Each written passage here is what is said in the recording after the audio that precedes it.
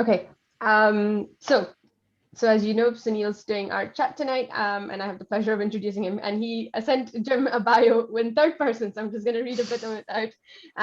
So Sunil studied chemical engineering at university, but didn't become a practicing engineer. He got sucked into the world of advertising and digital marketing instead, and worked in that industry for 20 years or 20 plus years. Then he says he got his pen license at the age of 8, and then has been using fountain pens ever since, starting with cheap, leaky schoolboy pens and graduating to the Safari and the Rotring Isograph at university. He then started his business in the pandemic. So he took up pointed pen calligraphy. I don't know actually what that is, pointed pen calligraphy. So if you want to share a bit more about that, I'd be interested to know. As a mindfulness exercise, so I completely agree with that as well. I use my pens and writing as a mindfulness and a therapeutic thing. And then he learned, sorry, my screen has just gone out. So after learning the hard way that open ink bottles and little kids don't mix, he figured out the obvious solution was FlexNib. So I guess that's a closed cartridge converter pen. And he was surprised at the limited options and high cost and long wait time. So that makes sense. We all kind of look after FlexNibs as well. So everyone's on the lookout for something new. And then he decided to make his own pens. One thing led to another, 3D printers were involved, and suddenly he had some prototype pens, which we were all now lusting after in the group. Okay, so as he said, the Good Blue was set up in March 2021, and he tried and shared the love of Flex while creating a business and a brand. Sunil, do you want to talk about the prize that you have for today? I believe we discussed it would be the prototype pen. Correct me if I'm wrong, but well, absolutely. You've taken me a little bit by surprise because I did offer up 2 options, okay. and I did, but that's perfectly fine. And essentially, what I wanted to suggest was in the coming week, as I was saying just before we started, I'm doing a little bit of testing, different materials, different surface finishes, and so on. And there's going to be some pens or pen-shaped objects that come off the back of that. So. The other option was nibs as well, weren't they? So Yeah, so but I I think that's really cool, and I'm super happy to do that. So I think the prize will be something roughly in this shape, but in a 1-of-1 surface finish in color. So that should be exciting, and there'll be a good few choices. So I don't know the logistics of how we can sort that out, but happy to offer up some choices for whoever the winner is to pick. Yeah. And the second prize will be one of another bottle of the Robert Oster ink that we've got as for the FPUK group. Can I get that as a speaker Yes, prize? Because so it looks yes, amazing. we've organized it similar to last year. All the speakers get a bottle, so all the speakers will get a bottle. So amazing. In that case, I'll hand over to you. I'm recording. I have pinned, so continue. Brilliant. Listen, thank you very much, Apurva. That was really kind, and I just thank you to everyone for joining. I was saying a few minutes ago, I'm amazed that everyone is able to give their time to listen to me, and I still have a little bit of imposter syndrome. I'm quite new to this entire community, so thank you for taking the time to listen to me. That's absolutely amazing. What I did want to talk about a little bit today was just innovation and kind of asking the question. And I'm new to sort of collecting fountain pens and really getting into it in a big way. It's maybe been a couple of years, although I've always used a fountain pen. And it's just absolutely amazed. One of the things that's absolutely amazed me is how few options there are the moment you just slightly stray off the sort of mainstream. And I'm talking about things like, OEM nib manufacturers. I'm talking about the innovation that's happening in the industry, whether it's with filling systems, with types of nibs, etc. And there's stuff that's kind of creeping in from the edges, which is really, really interesting. So you see a lot, for example, a lot of nib meisters these days doing some fantastic experiments. There's folks in the group as well. Jose comes to mind, for example, doing some really interesting and cool things with nibs. There are a lot of brands that are smaller brands, particularly that are experimenting and innovating. But when I came to it, I was a bit surprised at that. And from a commercial perspective, it also looked to me like there were quite a few commercial opportunities in the space. So I wanted to talk a little bit about that today. I wanted to talk a little bit about how I machine pens. I think hopefully that'll be of interest, and just stop and challenge me with questions, because what I think is super fascinating, as Apurva said, I trained as an engineer, but I haven't really been a practicing engineer until literally this year. And you look at everyday objects, and you just take them for granted. Whether it's your iPhone or whether it's cutlery that you're using every day. And sometimes when you stop and think about what goes into manufacturing it, you might find yourself being quite surprised at the complexity or the number of moving parts required, or the number of things that really just need to align for that object that you take for granted every day to sort of appear in your home. So I thought from that perspective, it might be interesting, since all of us use fountain pens and enjoy using fountain pens, to get a little bit of a flavor of how, different people make pens differently.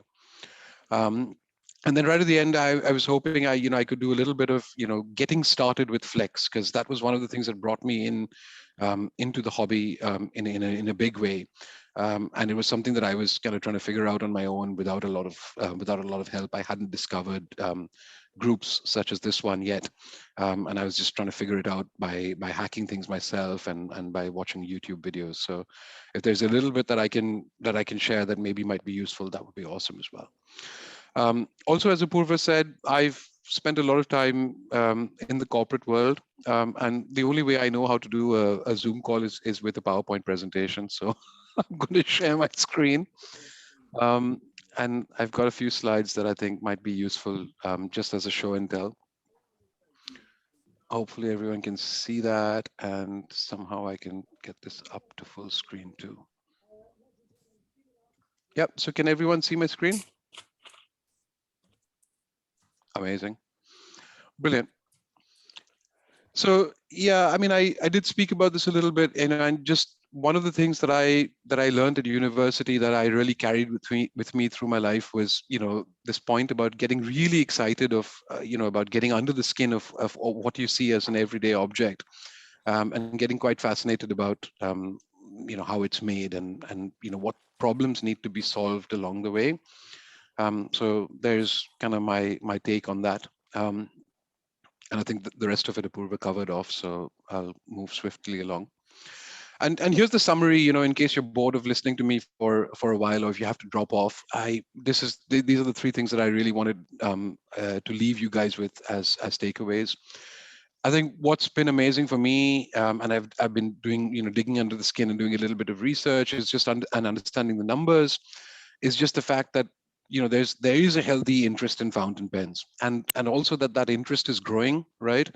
And it's one of these things that is kind of non-intuitive or non-obvious. I mean, of course, I'm preaching to the choir with this audience, but more broadly, because you think in a digital world it's such an analog tool, but I feel like there's a lot of objects that sit in this space, and it's kind of this space between engineering and art, or engineering and creativity, really, where if you want something to work absolutely precisely, reliably, and exactly the same every time, you reach for a ballpoint pen, right? Or you just type something.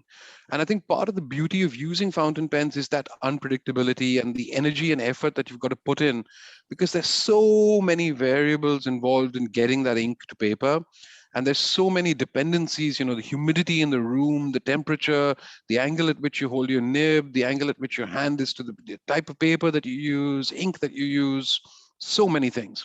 And I think that's what makes this super fascinating. And one of my other passions is brewing coffee. And it's exactly the same there. It's this analog process, and it's kind of the zen of being in that moment and producing that cup of coffee or producing that perfect line from your pen. And I feel that there's people just kind of wired to that. As human beings, we're wired to that kind of thing. And more and more in the modern world, you see less and less of this. Everything is made predictable, and everything is made standardized, and everything is made. And I think it's beautiful as an end goal, as a quest. But I think there's beauty in these little analog things and the journey. So I think that's my point about why interest in fountain pens is growing. I think innovation will help the cause is the other thing that I really want to, it gets me really excited. And again, as an outsider to fountain pens until this year, maybe really, or last year, the first thing that I do when I see something is I ask why. Why is it made this way? Why are feeds shaped this way? Or why are we using ebonite? Or why are nibs designed in a certain way, or whatever it may be? And I think those are some really interesting questions, and hopefully I might encourage some of you to start thinking about. I'm sure you are already, but start thinking about some of these things. And the last point that I wanted to make was there's this perception that manufacturing is really challenging or marketing is really challenging, and things are super overcrowded or super complex. But I think given technology and modern manufacturing methods, it's actually surprisingly easy to get started with manufacturing a product, whether it's a fountain pen or whatever it may be. And it's not as capital intensive as you might imagine from ideas from the 1980s, where you've got to go to a bank and get your company capitalized, or have some source of investment and start with £1 million before you can do anything. And just as a point of example, I mean, I started the Good Blue with £3,000, just a little bit of my own pocket money, really. And then off we go. So I'll talk about that a little bit. And so that's kind of in a nutshell, these are the three kind of takeaways from my perspective. And here's a little bit of a history in my mind. The vertical axis here shows number of fountain pen users, and the horizontal axis is time. And the big blue square, I should say, on the left hand side is the olden days. So, however you define a fountain pen, whether it had to have a slit in the nib to be first called a fountain pen, or whether just having a reed was enough, or it had to have an ink delivery system, which was closed. As it may be, in the olden days, there was some stuff and there was some slow growth, and things were made by hand one by one. And then really the steady innovation and growth in fountain pens came in the 19th century. There was more people that were educated. There was more people that were writing. There was more demand, and to address that demand, and because there was a little bit more industrialization and automation in manufacturing, you start to see that curve going up. And then the orangey, peachy kind of box on the right hand side, that's really kind of, I don't know, the heyday of fountain pens, maybe the 20s, 30s, 40s. Ballpoints hadn't quite hit the scene. Everyone needed to write. And fountain pens were being produced by the millions, and across the entire spectrum of price. And there was a huge amount of innovation, and there was a huge commercial interest in innovation because there was incentive, right? And then we kind of somewhere in the 1950s maybe hit what I'm calling here peak fountain pen. And then guess what? The ballpoint pen came along and ate our lunch. And there you go. That's, for most people, that's the end of the story. But there's a little uptick to the curve right at the end. And I think, that was the point about, the hobby and about mindfulness and about people actually sort of intrinsically as human beings wanting some of that analog experience and wanting to have to invest to get, invest energy and time to get some kind of gratification rather than, just pressing the button, paying some money, and, everything works perfectly. So that's kind of the what's going on here that I'm quite interested in from a commercial perspective. So here you go, the central dogma, the ballpoint pen ate our lunch, and that's the end of it. You ask people, why don't you use fountain pens, or how is it that outside of this group in your day-to-day life, you don't come across people randomly using fountain pens, and every time you do, it's like, it's a bit of an event, and here's the answer, right? And then, if you start to dig a little bit, you talk to people, maybe you talk to some of the manufacturers or people who've used fountain pens for a long time, they give you this commercial reality, right? They tell you, oh, look, man, ballpoint pens are, I don't know, 10 to the sixth larger than fountain pens in terms of number of units sold, or they tell you, it's just a hobby, it's fine.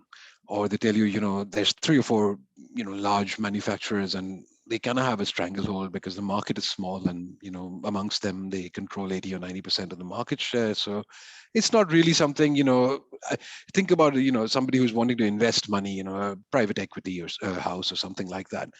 Yeah, not interested, pass, thank you very much. There's very little return, and certainly from a research and development perspective, there's very, very little return on any investment. That's the sort of common perception, the commercial reality that most people see when they look under the skin of this space or this industry. But there is a real reality, and this is what I've been learning in the last 6 or 9 months, right? I think what's fantastic now that wasn't true even 10 or 15 years ago is that anybody can get visibility and reach, right? So marketing has got super simplified, and it's quite easy if you have a brand or a product to bring that product to market and to reach your audience. When I say quite easy, I mean compared to trying to do exactly the same thing maybe 10 or 20 years ago, right? And also from a cost perspective, it requires much less investment. The other point is that technology has democratized manufacturing. So I was kind of making this point earlier, where you don't need to capitalize to the tune of several million pounds to start a factory to manufacture fountain pens. You know, pretty much everything can be outsourced. Everything is, when I say outsourced, I mean the manufacturing, and it's super accessible. There's industry that's actually set up to do that. A lot of it is digitized, so you don't even have to go down to somebody's factory to meet them. You know, there's a little interface on your computer. You just go in there and off you go. Boosh. You know, let's get, I don't know, 500 of these parts, you know, made on a CNC or whatever it is. And a few days later, they show up in a little box in your house, just like Amazon. So it's massively democratized. You know, you really don't have to spend. There doesn't need to be a capital investment. I think the other thing that's very fascinating is that consumers more and more are getting sensitized to provenance, right? Nobody wants to be part of that story where they're giving money to Jeff Bezos so that he can, you know, launch his phallic-shaped rockets into space. I mean, have you seen that thing? It really looks very phallic. Does it need to? Um, yeah. So you know, I think that's something that people are starting to realize more and more. And I think, you know, if you're a new entrant into into any market, I think that's something that plays to your favor that maybe 10 years ago didn't. And I think the final point is, you know, we want new stuff as fountain pen enthusiasts. We want to see new stuff. We want to see stuff that's different, that's innovative. Whether it's, you know, something as simple as a surface finish, or you know, whether it's something as innovative as functionally something different, or you know, the audience wants it. So, you know, all these things, the antithesis of the previous slide, point to the fact that it is commercially viable to start a fountain pen manufacturing business. And of course, you know, the small caveat, I will say that having just done this start a fountain pen business, you know, a lot of this is you know, post rationalization on my part. So you know, all pinches of salt and so on. So you know, that's kind of my background, and that's kind of my background thinking really. And you know, as Apurva said briefly in the introduction, I started out during the pandemic. I got little kids at home, and you know, the whole day was super busy with all of us cooped up in a little London flat. We usually not all in the flat at the same time. You know, everyone's off. And it was super stressful and super frustrating trying to get two different aged kids through their homeschooling while trying to manage work, and my wife managing her work. And you know, I needed something to sort of decompress in the evenings, otherwise I'd lose my mind. And I started with pointed pen calligraphy. And for those who don't know, it's essentially dip pens. So you have like a nib holder. Essentially, it's just something ergonomic to hold that has a little fixture at the end where you can put nibs in. And pointed pen nibs essentially are shaped like fountain pen nibs, so they have two tines, and they end at a point, at a very, very fine untipped point, really, for the most part. And you just dip this little thing into a bottle of ink, and then you know, the nib itself on the underside of this undersurface of the nib holds some amount of ink, and off you go. And you know, kind of by default, these nibs are designed to flex, so you do get a significant amount of line variation. And it's a very slow, mindful, careful process, and you know, everything has to be just so, and so on and so forth. And this was fantastic for me, and it just helped me to decompress at the end of the day every day. And I started doing this more and more, and it started to become a little bit of a challenge, as I was kind of flippantly saying in that intro, you know, where it takes a lot of time to set up. And you know, you've got to set up your desk, and you've got to have your ink bottle, and you've got to be ready for spills, and so on and so forth. And I thought in my mind, surely we can cram one of these nibs into a fountain pen. And that's kind of where I went into the rabbit hole and started looking on YouTube and doing a little bit of research, and discovered that people were cramming these zebra G nibs into these relatively low cost Chinese pens, like the Jinhaos and so on. And I started playing with some of that stuff, mixed results, and I thought in my mind, can I make this better just for myself? And then I found somebody had actually somewhere um, uh, uploaded a design, open source design for a 3D printed fountain pen. So I said, cool, let me try that. I printed the pen myself, tried to fit one of these Zebra G nibs in, couldn't do it. The radius of the nib was wrong. It wouldn't sit flush with the feed. I was using a standard number 6, maybe a Jovo feed, I don't remember. Um, and so I started looking for other pointed pen calligraphy nibs and found some that actually had a slightly different radius, which fit. And I was like, okay, brilliant. And because I was already down the path of having 3D printed this pen, I thought in my mind, it looks a bit boxy and ugly. Maybe I can make another one that looks a little bit nicer for me personally.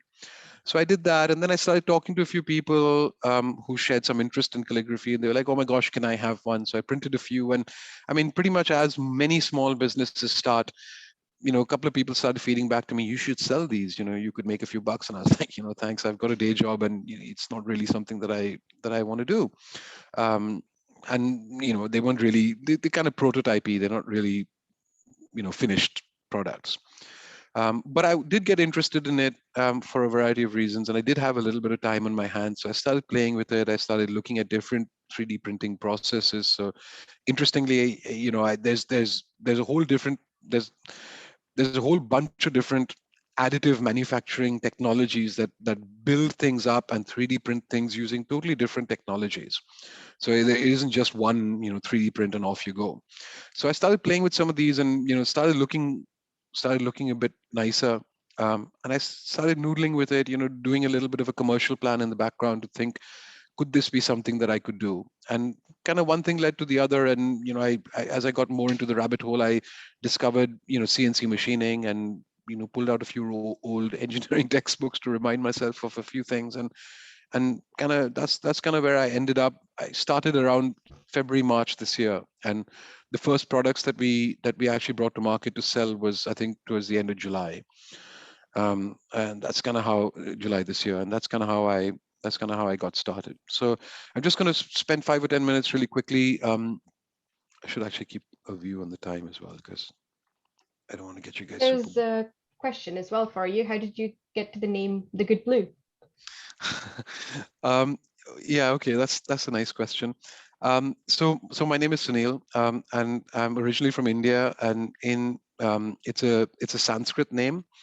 Um, and all names in India have a meaning. It's not just a name that comes from somewhere.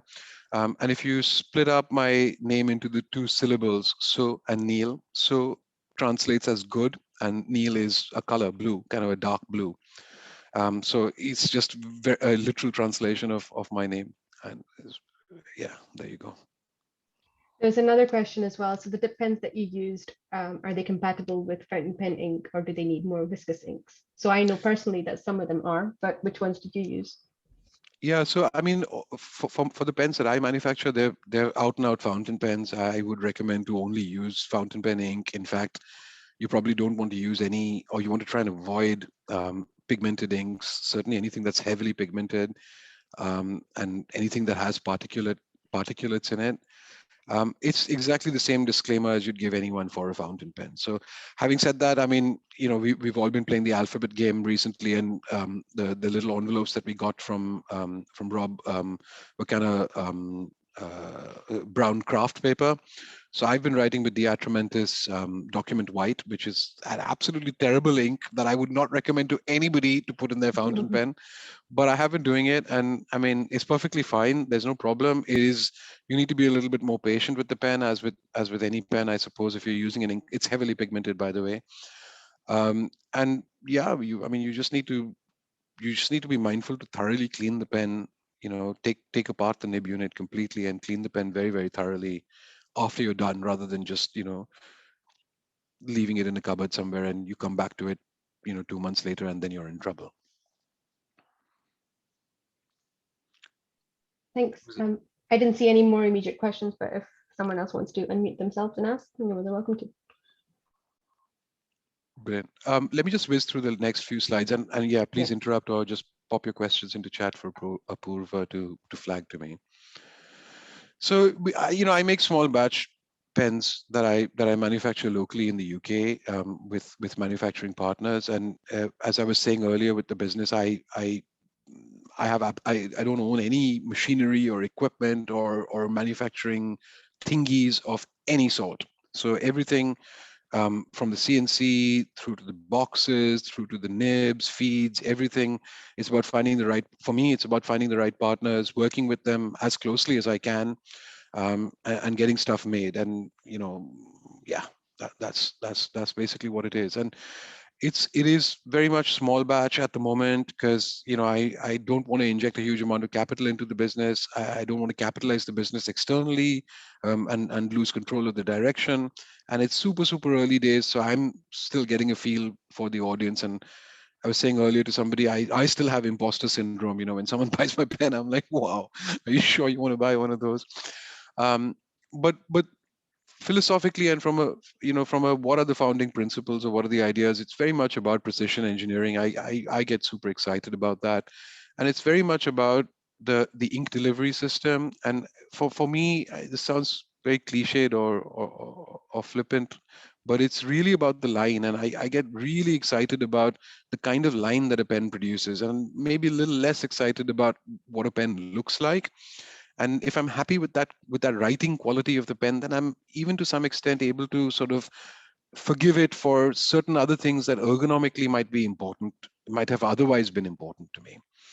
um, and then the other things that I'm super keen about in my personal life that I wanted to bring to the business was about being as local as possible. And again, from a technology is democratized angle, there's absolutely no reason why things should be manufactured 5,000 miles away from where they're intended to be assembled or sold or used. I think that's extremely antiquated. And I see a lot of pen companies, but a lot of companies in general, that make things elsewhere than where they assemble, or where they're based, or where they sell from. And I just think that's absolutely outrageous. It's old fashioned. It's very 1980s. There's in the UK, as in Europe, as in everywhere else in the world, there is this democratized availability of manufacturing and technology that allows you to just as easily make these pens. And what's been absolutely superb and crucial for me is being able to go into the machine shop, hang out with the CNC guys, and be super hands-on with how these pens are made, rather than have somebody far away at the opposite end of the world, and you send them an engineering drawing, and you get some sample pens back, and you send them some tweaks in drawing, and you get a production batch back. And you're completely removed from that process. It takes a long time. You can't innovate quickly enough. You don't understand the little nuance of machining that impacts your design decisions, your ergonomic principles, and the sort of form of the object, and so on. So having these things really closely knit is actually beneficial. It's not just a marketing thing to say, made in the USA or made in the UK or Japan or whatever, versus made in, the Far East or something like that. And the final point here was just to be super sustainable. And, again, that's something that really bugs me. And I've spoken to a lot of people in the fountain pen business who told me you can't avoid plastic, Sunil. You have to have foam inserts. How are you going to protect your pen? You need to have bubble wrap in your envelopes. I mean, it's not just. I'm not picking on, on the fountain pen industry. This is kind of quite ubiquitous, and I think pardon my French, it's bullshit, right? It's. I think it's just lazy. And so for me, you know, uh, we use upcycled felt that's made from wool. It comes from Manchester, and there's somebody who does woolen garment manufacturing, and they have all these little offcuts from the wool and little bits of thread and stuff that they collect in this really big box, and they compact it down. They have these machines that compact it down into this felt, and it's actually sold for pennies as insulation. And we buy it off them. We get it die cut into the shape of this box, and you know we don't have any petroleum products as a consequence in the packaging. And I mean, I don't want to lecture about why foam is bad, but it's bad. And it's the same thing with the tins, the stuff that's made locally, stuff that's made from recycled materials. You don't need to be using plastic, and that's something I didn't want to do with the business at all. There's a question that relates to this as well from Jackie. Sorry. She said, does your business plan include targeting the green aspect of the fountain pen? So I guess you've answered some of it, but I mean, from a marketing perspective, I do mention it, and there's a lot of greenwashing, right? Like everybody these days has a page on their website that talks about sustainability. So I don't make a huge deal about it. If someone asks, I say, and I'll put it somewhere in a bullet point on a page on the website because it's important to me. But I don't market it as we're a green business, buy from us. Look, we're selling you pens. You should buy them because you like them. But I think you should consider, not to preach or to market here, but I think in general, whether it's pens or whatever, it's interesting to think about what the impact is on the wider environment.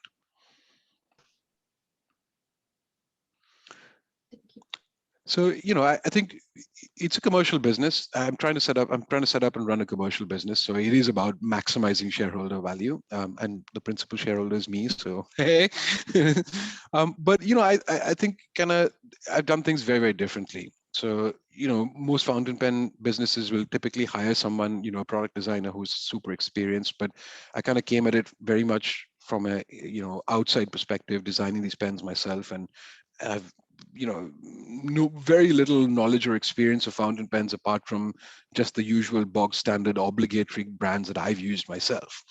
And I think that gave me a really interesting sort of license to try things that might have otherwise been quite dogmatic. And this is how you make a fountain pen.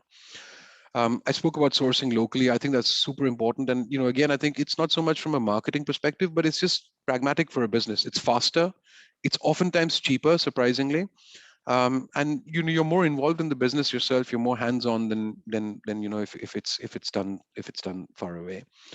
um, and I think the other thing that I see a lot in the fountain pen world, as more broadly as well, is loads of ideas and loads of renders and pictures of pens, things that have been 3D modeled or whatever, and very little actual action. And for me, I want to run this business as professionally as I can, and I want to have super tight project management, a really clear quarter by quarter plan of what I'm going to do, and some kind of understanding of why I'm going to do what I'm doing, not just reacting or responding to the market, or just being kind of reactionary to things.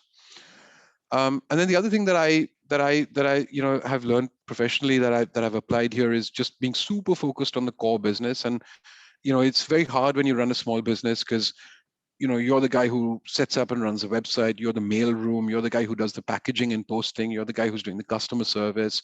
But my philosophy has been put all or as much of your time and money as you can into product development, and just do MVP, like minimum viable product, for everything else. So is it a great website? It's pretty shit, actually, my website, but does it work? Yeah, it works. Can you buy products? Yeah, you can. Brilliant.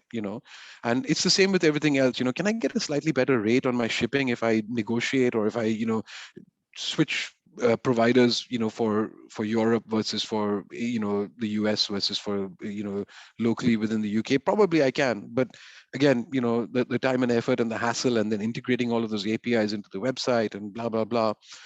So you see a lot of businesses where small businesses where the owners, or this there's a single person, they kind of get lost in that chaos. And for me, it's it'll come, and when it comes, I'll do it. And the thing that's been central, and again, it's a bit kind of obvious, and everyone says it, but just actually listening to customers rather than just saying, we listen to our customers. And it's been amazing. I mean, I've just been so amazed and overwhelmed. The FP UK group, folks on Instagram, which is principally where I do my marketing, folks on Reddit. They've been super nice, super proactive. They've given me so much time. All of my user testing is done by volunteers who raise their hand. And it's almost the other way around. You guys are doing me a favor, but they're like, oh, pick me. I want to do it. And I'm like, wow, I usually have to pay for user testing. So it's super important, and it's super fantastic. And I'm super keen to listen, and I want to innovate, and I want to do things that something that people say in product design. You do the first one for yourself, and then you do the next ones for your customers. So definitely that's something I want to do. And the last point I talked about ad nauseum. So be sustainable. Couple more So how do we questions if make? you want a breather. Yeah, sure, no worries. So any next collaborations in mind? Do you have any that you want to Yeah, reveal? I'm super keen to collaborate. I love to do things like that because I think it brings out loads of interesting ideas. It's things that I haven't thought about. Working with Dennis he's such an amazing guy. He's super smart. He has loads of interesting ideas, and he's incredibly talented. So the short answer is yes. There's nothing that's been locked down yet. Den's super keen to surprisingly still work with me. So I think we're going to do another collab at some point in the future. I know he's in the middle of moving house and stuff like that, or he's planning to. So I think that's kind of on the shelf for now. But I'm absolutely open to ideas. If there's anybody on the call, or someone who you think might be interested in collaborating, whether it's a maker or whether it's someone that does nibs, feeds, housings, anything, surface finishes, machining, yeah, totally up for all of that. The next question was actually how did you decide on the actual shape and body and the cap of the pen? So I guess the slide is going into that, so you might want to just Yeah, talk no, through that's that. cool. I can answer that. I mean, I'm a big fan of keeping things super minimal, like just personally. And as I was saying earlier, when you design the first one for yourself, so this is what I think a fountain pen should look like. Um, and what's really I'm a bit of I'm a bit of an engineering geek and a maths geek. And what's really exciting for me is what are the fewest equations that you can use to describe a three-dimensional object. And that's where I started from. So I've got just one elliptical, an ellipsoid basically. So it's a single equation that describes the elliptical curve or the shape of the pen. And then just the flat plane that we take off, that acts as a roll stop. So for me, it was literally okay, I will admit as well. I mean, I guess anyone who's thinking, surely the simplest shape is a cylinder, you fool. And it is. But I mean, come on, cylinders are a bit boring, right? I mean, I don't know. I think they're cool. And I think, maybe the next one should be cylindrical. I take that on board. And part of it was also a little bit of hubris about the engineering challenge of something other than a cylinder, just for the sake of being able to solve a challenge. Fair enough. And the second part of that question was around, did you go through many designs and prototypes on your pens? Yeah, so I think to be very honest, as I was saying, the form came very early, so there wasn't a lot of prototyping for the form. But once the form was in place, there was a huge amount of prototyping. Well, I say huge amount, probably 7 or 8 iterations Mhm. of just getting some of the some of the functional detail in, particularly the threading, um, uh, the thread pitch, for example, playing with some of the knurling patterns and stuff like that. So yeah, all of that was done. All of that was done with a 3D printed prototypes, which is really super rapid. So again, I don't own a 3D printer, but there's a shop down the road that does it for me. And you just send something over, just log into their interface, send something over, a design over, and it's usually 24 hours. They say 48. It's 5 miles on the road. I ride my bicycle there, pick it up, and I'm able to do like 2 prototypes. At that time, I think so. These 7 or 8 prototypes I did maybe in 4 weeks. So it was super fast, like 2 a week. Right. Um, then two suggestions for, I guess, pen makers and who you can work with. One was Gravitas from Jim, and obviously Andrew, a pen friends, who said he would love to do some artwork with on your pens with for CNC engraving. That's amazing, Andrew. So both of those are amazing, Andrew. I'd love to take you up on that. I think that's a super interesting idea, and yes, I'm intrigued too what that would look like. we can talk offline about that, but yes, I think with Gravitas, so I speak to Ben on and off, not very regularly, but maybe I've spoken to him 4 or 5 times in the last 6 months. I don't know where. I think we kind of do very similar things, to be honest, in terms of the machining. At least the end product is similar. I think his approach to how he does it is very different than I do, and I think um, he's much more focused on the surface finish, and I think my understanding is he spends a lot of his time on these beautiful surface finishes, and he spends a lot of time thinking about like the Skittles pen and so on. And for me, my approach is very, very different. My approach is about the functional, the object, the ink delivery system, and stuff like that. So I'm not entirely sure where the opportunity is to collaborate, but I mean, yeah, Ben seems like a super nice guy. I'd love to I'd love to figure out if there's a way that we can work together.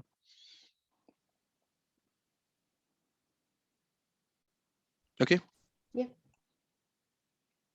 So we kind of covered this already, but this is kind of what it looks like. I don't know if you can see my mouse cursor. If you can, it's this little colorful object at the top was the broad form that I started with. That's literally what I started with. And then on the bottom right here is a kind of almost complete render of maybe towards the end of the prototyping process. And then again, very interesting learning experience experience for me when I started speaking to the CNC guys, quite foolish, well, not foolishly, but naively. I sent them, 3D files, and I was like, "Here's this object. I need to make it." And they were like, "What the hell is this?"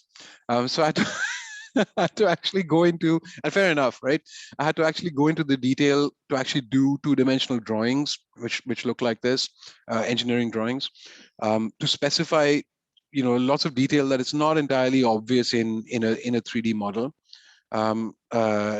Things like, how you want your thread pitch, where you want your machining, the tool paths for your machining, and so on and so forth. So that's kind of broadly speaking the process. As I was explaining, start by thinking about the form of the object, the functionality, the form follows from that function, do some rough sketches, do 3D models, and then produce engineering drawings with all of the specification for the functional parts.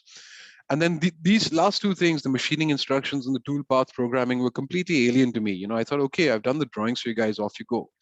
But the truth of the matter is, what kind of machine are you using to actually make this object? You're starting with a solid rod of aluminium, and then you've got to drill the rod, you've got to shape it, you've got to do the plane. How do you get the plane on our design sits across three components?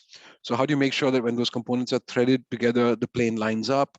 So um, the operation to take the material off for the plane needs to be indexed or timed to the operation for cutting the threads on the inside of the cap or the inside of the barrel, for example, and on the grip section, the exposed brass bit of the grip section as well. And so some of those things which I didn't really think about, I was like, here's the design, go and make it. And a couple of the CNC guys came back to me and said, we can't make this. We have to make the entire object, assemble the components together into the entire assembly, put it into some kind of a jig, and then actually slice the material off. And I was like, that's insane. You can't do this one by one. What if I want to make 200? Or, what if I want to take the parts apart and send it to somebody to anodize the parts and then bring them back, and I'm sitting there trying to sort of do permutations and combinations to figure out which things match. So solving some of those problems was really interesting, and completely, I went in completely naively, not knowing. And then I did a little bit of research. I had to go back and read some engineering textbooks, and I was like, okay, there is a way to index this, or to time the cutting of the threads, and can we do it in the same operation? And then you had to use a special type of machine, a special type of CNC lathe. It's called a Swiss lathe. And they were invented many years ago, before CNC machines, for manufacture of chronometers and watches, where you need to have exactly these kind of tool parts and machining for escapement mechanisms for watches and stuff like that. So somebody had solved the machining problem already, turns out, and there are citizen Swiss CNC lathes that are people run those shops very much in the UK and around the world. So I went looking for some of those guys and started to have a conversation with them about how they could do it. And it was like, oh yeah, that's super trivial. You've only got three components in your assembly. We can make that all day long. And starting to work with them to understand how to make that. How to achieve. Um, uh, how to achieve this with the production process rather than doing it one at a time. And then I just wanted to show you, this is kind of how we start these rods. There's brass and aluminum that we're using at the moment in the pens. They're actually about 16 millimeters ish in diameter, and then they get ground down very, very precisely to an exact 15 mil diameter rod. And these rods are super long, so we buy them in 3,000 millimeters, so 3 meters long, basically. massively long bars like that, and they get fed into the machine. And these Swiss lathes, I've got a video to show you later. They have a chuck that holds on to the material and slowly feeds the material out. So if you think about this as the bar, the bar sort of emerges from the chuck, and the cutting tool or whatever it is able to operate around that, or the bar is able to be held stationary and the cutting tool can move, or the other way around. And what's really cool about that is, because you're doing it that way and you're feeding the material out, you don't have problems with deflection. Because what tends to happen otherwise is, when you have a cutting tool and you're just holding this material here, you get some kind of deflection like this, which causes significant issues with tolerance. So you then can't do, for example, some of these timing and indexing operations that we wanted to do with the flats. So that's the material comes from France. It's the closest I could find. Turns out nobody does brass and aluminum to this in this shape, in this spec, in the UK. This was also an interesting learning experience for me, because there's things about how pure is the bulk of the material, how consistent is it. And you get, you can obviously source material cheaper if you want to, but then you run the risk of having issues with the material consistency. And those, initially, when we tried to do a few tests, and found that there's issues with the material. So there was a little bit of work that needed to be done to actually find consistency in the material as well. And this is a really good example of something that if you're kind of outsourcing all of this and sending your stuff off somewhere far away to make, you don't even realize this, because you're not confronted with this problem, and you get a finished part, and sometimes you don't have a full appreciation or awareness about the bulk properties of that and how consistent they are. You think in your mind, I asked for aluminum, they gave me aluminum. But actually, it's an aluminum alloy. It's called 6082 aluminum. It has some chromium in it, and a couple of other magnesium and stuff like that.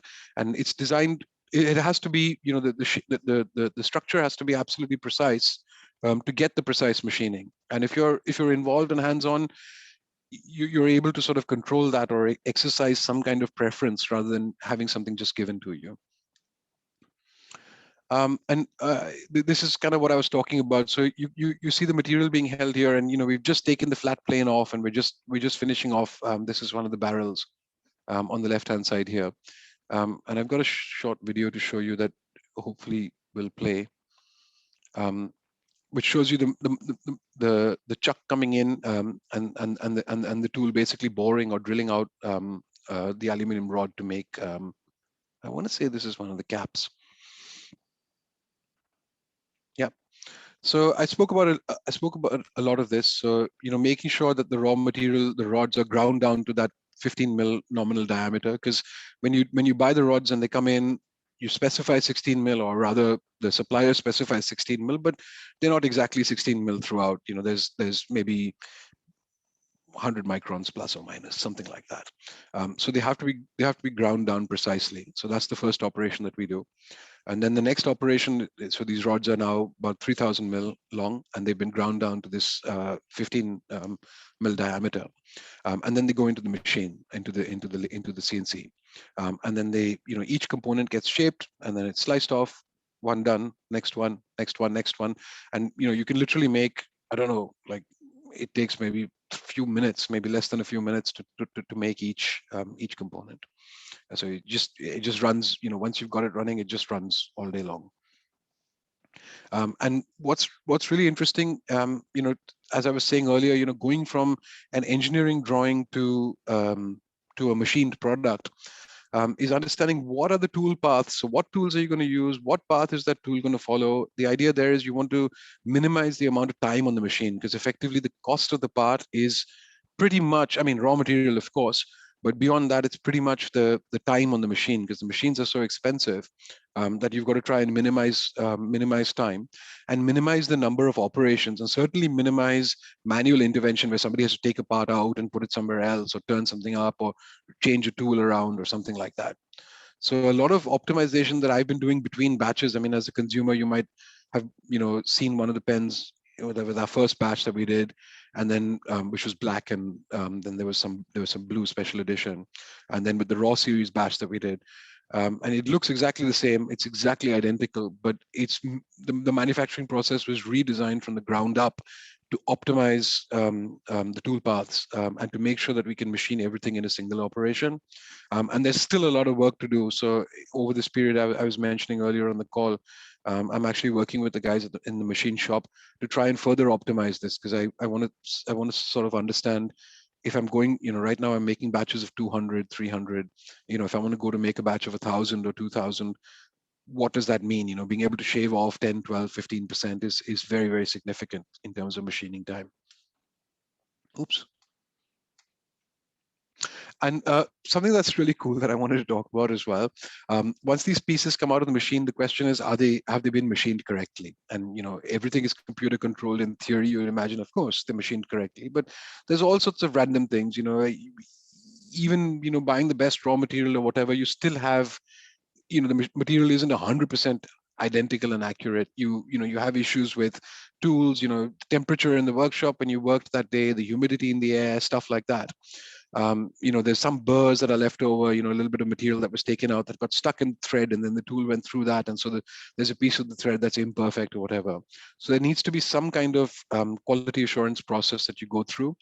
And what's really cool, so my CNC guy uses these awesome machines, and I wanted to just share a video. So the idea is that you have a camera, just a standard video camera, and then you have this flat bed, and you put the component that you want to test on the bed, and the video camera is able to take a video of this component. It doesn't matter how you orient it, you put it this way, that way, vertically, it doesn't really matter.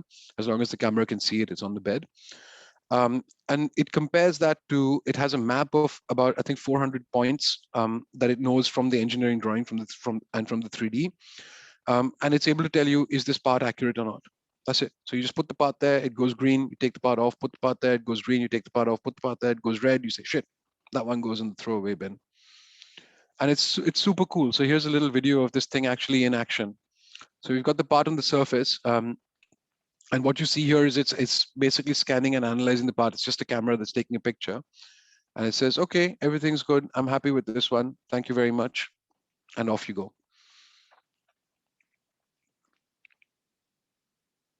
Ugh. So that's the story of making the pen. And what's actually more interesting to me, sorry, I've actually spoken for really long, and we've almost come to the end of this, is the ink delivery system. And one of the things I was amazed about was there's just basically, from an OEM perspective, there's 2, 3 maybe big manufacturers that make fountain pen nibs, and there's so much going on in the ink delivery system. And I think you guys probably are quite sensitized to this, but there's ink flowing out of the the cartridge or the cartridge converter or whatever it is, but actually that fluid flow is bidirectional, because you've got to get something in there to replace that ink, otherwise there'll be a vacuum and you won't have any ink anymore. So there's actually air flowing in the opposite direction. There's a whole bunch of different forces that are acting for you to have the line on the paper. There's the writing pressure that you put down, there's the fluid pressure, there's gravity, there's capillary action, which is impacted in turn by the type of paper and the type of ink. And there's all these external variables that I was talking about. And we haven't even got into flex yet. So it's actually non-trivial, and it's actually quite an amazing innovation from the 19th century to think about how an actual sort of fountain pen is designed and works. And this was my point about very few OEM options were available. There's no clear sort of standard across them. There's Jovo and Bock and pretty much maybe Schmidt, and pretty much that's it. And I was surprised at that. And I was surprised that there's you have beautiful pens, fantastic pens, and I sometimes see this on people's review sites on YouTube, and they're testing doing a writing sample, and I'm like, that's another Jovo nib, man. Like, really? You don't even need to test the writing sample. It is what it is. It's Jovo nib, and that really bothered me massively. And it's the same story with the feeds. I started out using these Evernight feeds, and people who know me, it's my favorite subject to rant about. It's absolutely ridiculous. It's a deprecated engineering material. It hasn't been used or specified in any engineering use since the 1930s. And I think pretty much fountain pens, and I think somebody was telling me smoking pipes um, I don't know how large that market is, but probably worth looking into, is pretty much the only place that this material is still being used. And I mean, as a surface finish material, if you make a pen out of ebonite and you say, aesthetically I like it or ergonomically I like it, fair enough. But precision machining a feed, it's insane. The bulk properties of the material are not consistent. It's really, really hard to machine. You have to use, so basically the guys who machine these feeds, they have to use a whole bunch of oil to keep the cutting tools cool, and to keep the part cool, the bulk material cool. Oil gets all over into the channel and stuff. It's really, really hard to clean. So you get these things and you've essentially got to pressure wash them with soapy water to make them function. It's insane. And then at the end of all of that, you need to heat set it and you send it out to customers. You tell them, listen, you've bought this pen, it's yours, but don't disassemble it, because then bad things will happen. It just seems crazy. And so what's your option? Okay, you can buy some injection molded plastic. It's super cheap. It's very precise. But sorry, it doesn't like ink. It's it has a hydrophobic surface. So if you can try this experiment with the feed at home, you just put a little drop of ink and it just pulls up because of surface tension into a little sphere, which is ridiculous. You want literally exactly the opposite for an ink delivery system. And so this was driving me crazy, and this became my sort of singular obsession in July and August. And it just seemed like the absolutely wrong thing to do. And I was, again, when you're doing 10 or 20 pens, it's fine to set up the ebonite, but trying to set up ebonite nib units for 200 pens, it's not fun.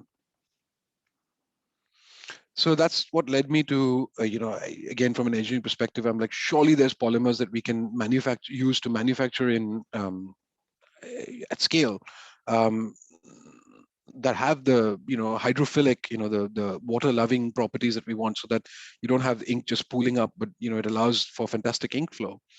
And so I set about doing this. And again, at the time I was told, that's a bit silly and there isn't a market in it. And I was like, it's okay, it's just me doing it. Let's see let's see where I get to. And I'm super happy. It's reasonably consistent. The tolerances on the polymer feeds that we make are still not quite where I'd like them. So they're around sort of 90 microns, something like that. So just under zero point 0.1 of a mil. And that might sound amazing, but it's not really great, particularly for something like a feed, which needs to be, which is one component that goes into an assembly that needs to be quite precise. So I still have a lot of problems with this, in the sense there's a significant amount of rejection. So what I'm doing is I'm doing a standard core, and then I'm using laser sintering to build up a surface layer. And that surface layer is built up from a polymer that's hydrophilic. But that's the laser sintering process itself doesn't allow for any better precision, because essentially you have a bed of very finely ground polymer, and you're using the laser to kind of melt or sinter that polymer and coat this material. And when that polymer melts or sinters, it flows like a fluid. And that fluid flow is dependent on the ambient temperature, the humidity, and a whole bunch of different things that it's harder to make these feeds in winter, for example, because where in the machine shop where we make them, the temperature fluctuates a lot, and the heaters kick in, and when that happens, it messes up the tolerances. So mm, essentially, feeds that were machined on Friday are the most stable because the heaters have been on consistently throughout the week, and then they get turned off on the weekend, and the feeds that we make on Mondays are not so good. So this is another thing that I need to redesign from the ground up, and hopefully and probably from an end user perspective, it's going to look the same. But it's one of these things. It's kind of January schedule to try and find a totally different manufacturing process with the same materials. And that's what it looks like when it works.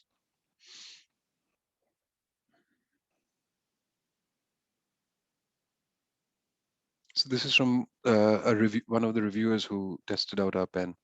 I was really happy with that, just to see that. There's challenges with nibs as well. I'm running out of time, so I'm gonna stop. Um, what do I want to do next? I think one of the things with the nibs that we're doing at the moment is I've intentionally wanted to design something that's usable for everyday writing as well. And people who have any experience with flex nibs, probably you see these really soft nibs that are really, really hard to use on a day-to-day basis or without a fair amount of practice or experience. But I think with our pens, with our nibs, you can just take it out and use it to make notes or whatever. And if you want to put some pressure down and flex, or get some kind of detail in your some kind of flair or flavor in your handwriting, you can certainly do that.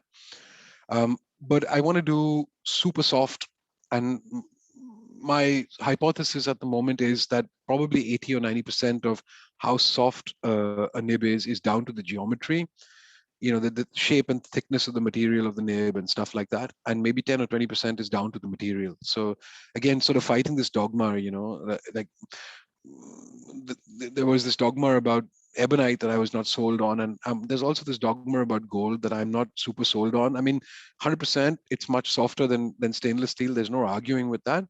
But I think by tuning the geometry of the stainless steel, you can achieve a very, very comparable softness and springiness and bounce back. So that's my hypothesis that I want to test. That's another thing that's on the list for January.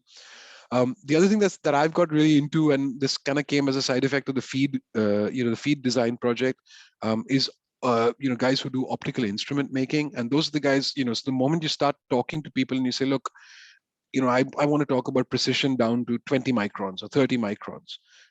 That's pretty much one of the sort of large scale industries that talks about manufacturing techniques with those kind of precisions. And I think that's kind of what we need for feeds. I think that's kind of what we need for nibs as well. So imagine a world where you can specify exactly the kind of grind that you want on your nib, and there's a machine that just does the grind for you. And at the moment, of course, you go to Nibmeister, and this is someone with 20 or 30 years of experience who pretty much by feel can tell you, how hard to grind the nib, what kind of rough, the degree of roughness of the surface against which you're grinding it, and getting that absolutely perfect feel for you. But I mean, in theory, there's no reason why something like that can't be done um, in using some kind of automation. So that's something that I want to explore. I really want to explore some engineering polymers. I see with great sort of envy people machining pens out of Altim and Delrin and Peaks and stuff like that. And I think that's super exciting as well, apart from metals. And I think, there's lots of people doing surface finishes, but I don't think there's too many people who are thinking about surface finishes from a very sort of core engineering perspective. And that's something I want to play with. I've been talking to some of the anodizers, and a lot of them describe this exact same kind of analog world where, oh, it's kind of a little bit of an art process, getting this exact blue or getting this exact green. And I'm like, okay, great, but why? So I think there's some opportunity to play there as well. And then to the question that somebody was asking, I think, the second pen, the next object that I design probably needs to be much more user-led and less, what does Sunil think a fountain pen looks like? And my final sort of, where I want to end up with this business is to make everything on demand. You go to the website, you order a pen, and we literally basically print a pen for you, just super locally. Everything, the nib, the feed, everything. And where the technology exists today, it's just not commercially viable. The cost of additive manufacturing is dropping by 50% every 18 months or so. So there's no reason why that can't happen reasonably medium term, not far into the future, but I'm talking 2-3 years rather than 10, 20 years. And my final thing, is I really think that stuff should be open, and one of the things I want to do is I want to open source everything that I'm doing. And I mean, it's a business. I still want to make money off it, but for non-commercial use, design files to 3D print the pen yourself if you like, information about how, as I perfect, how we make the feeds, maybe if we can make nibs as well, how we make the nibs, and just put it out there and let people. I mean, certainly for the object itself, the pen, it's super trivial to, if even if you don't have a 3D printer, there's loads of services that'll print something for you, 15, 20 pounds. You can have something you don't like black, you want to make it green, you want to put your name on it, off you go.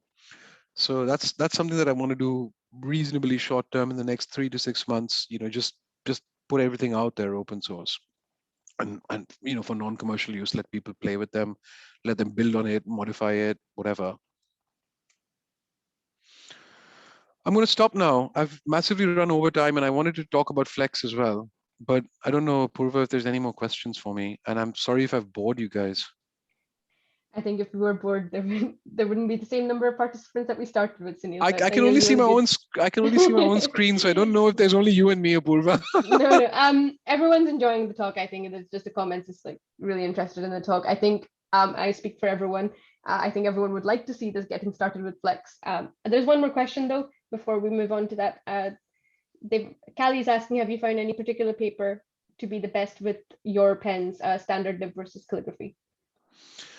I think, I mean, the short answer is no. I think that's a very personal preference. Yeah, So my I personal agree. preference is Clairefontaine. I like smoother papers. So I really pretty much for all my testing, and if I reach for a paper to write something, I would reach for Clairefontaine. And I usually use I'll show you in a minute, but I usually use this 90 GSM fairly smooth hot pressed paper. And I think for the calligraphy nib, because it's untipped, you want to try and write on something smooth. Having said that, you don't have to. I mean, again, Rob, the craft paper envelopes, which are not exactly super smooth.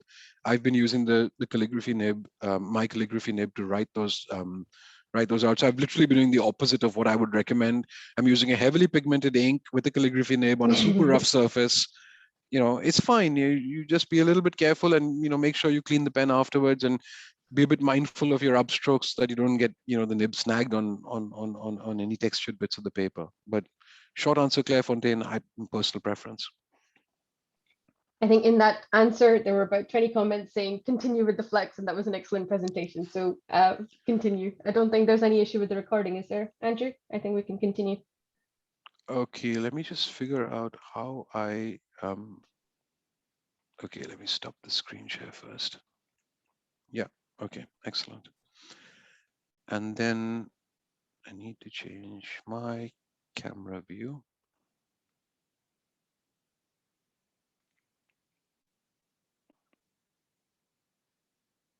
Yep. Okay, so you should be able to see my desk now Yep, can see that. with a stack of Clairefontaine paper. Claire. Yeah, so I basically I was talking about my, where I started with Flex, and I wanted to show you, hopefully that's in focus, but essentially what this is it's a pointed pen nib,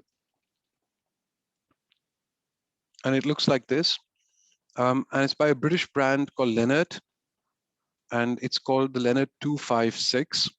But they also, other nibs are available, of course. Um, it's made out of steel, so it's not stainless steel. Sorry. And it's completely untipped. And it's super, super soft and super, super thin. So I don't know if you can see this if the camera is picking it up, but I mean, it's like I'm holding the tines apart at maybe 2+ millimeters at the moment. It's super, super soft. Of course, it's not stainless steel, so it's going to get corroded, particularly in an environment with ink.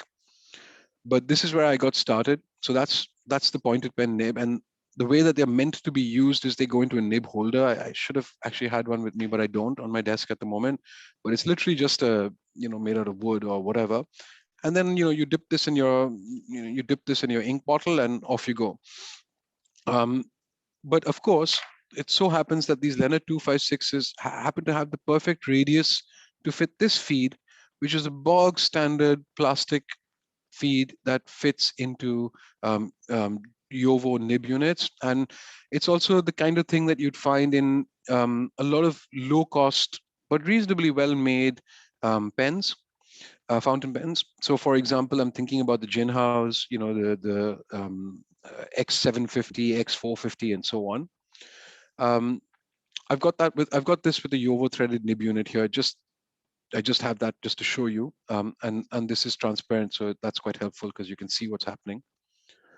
So you literally just put the nib and feed together. These Yovo nib units, probably I don't know if you can see that, but they're kind of indexed or slotted here.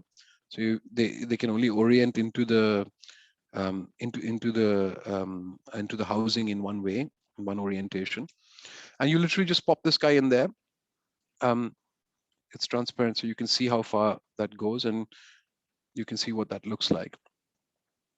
And I'm going to try this. I don't know if it's going to work or not, but just for fun.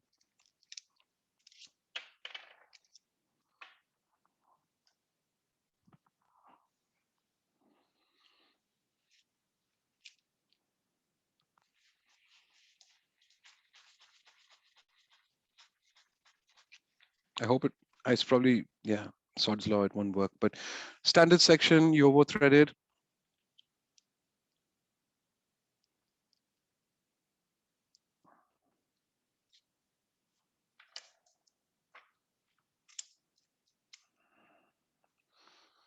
So that should work. Just pop this guy in a little bit of ink to get him started.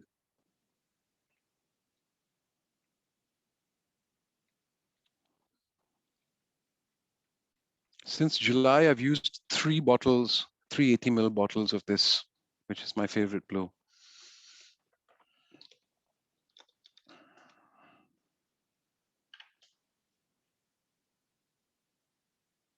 It's not working.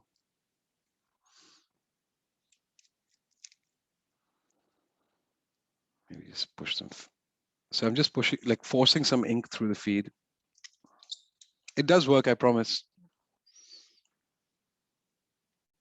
Come on. Ah, here we go. No. Someone's just asking what ink is that? I think the screen was a bit blurry.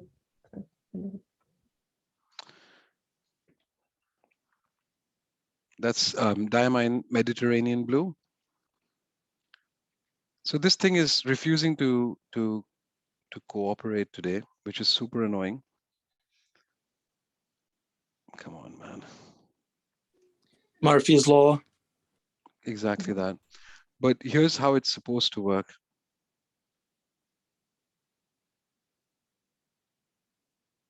I'm literally using it as a dip pen now.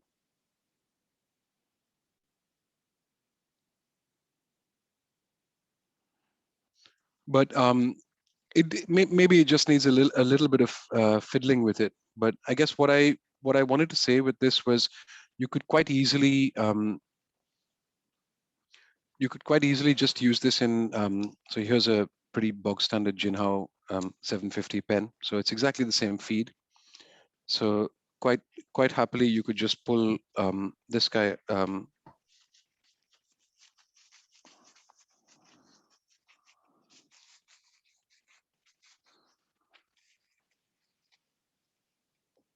You could quite happily just pull this guy out.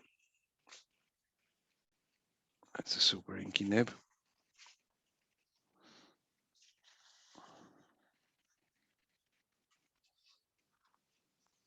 And just pop that into the Jinhao, no problem.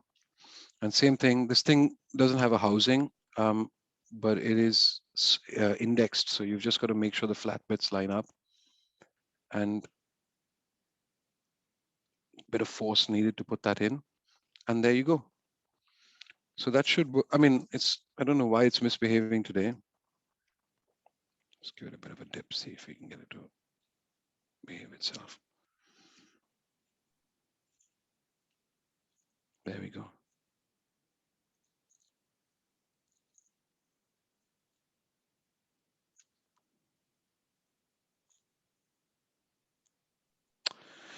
Yeah, definitely Murphy's Law at play.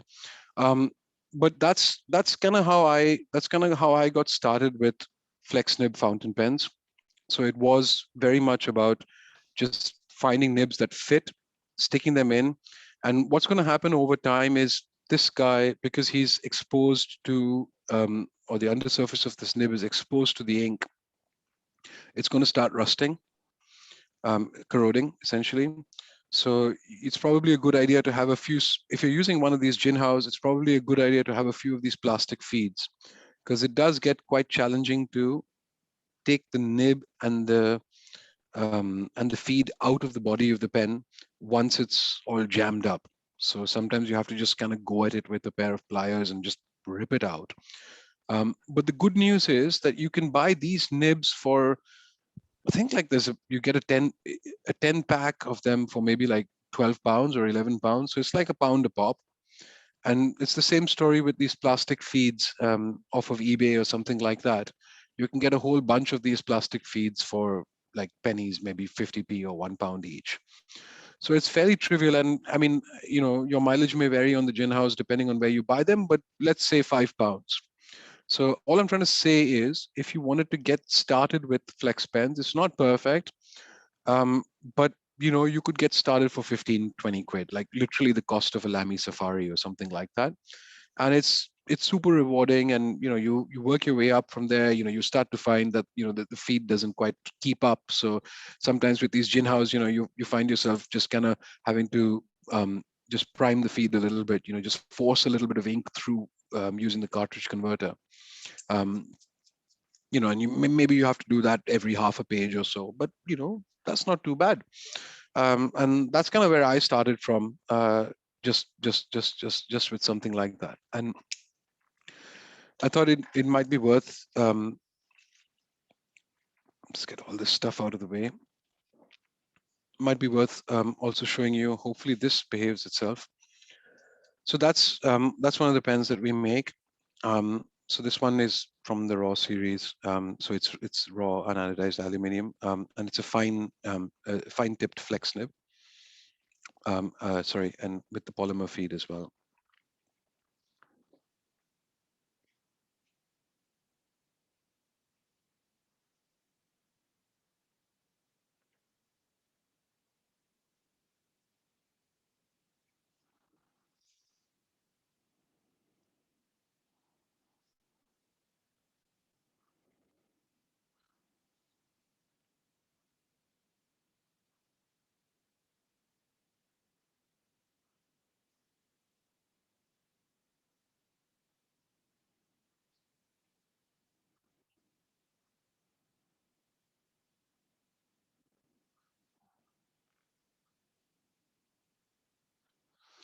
So I mean that's kind of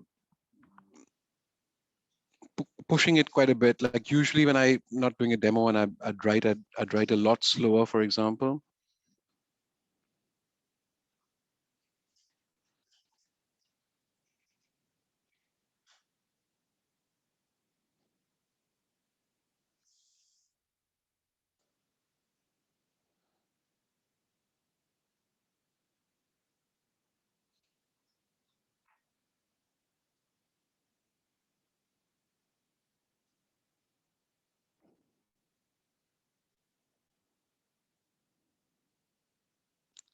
Something like that. So I mean the only thing I'd say, in terms of using these, and with our nibs, I mean they're fairly, so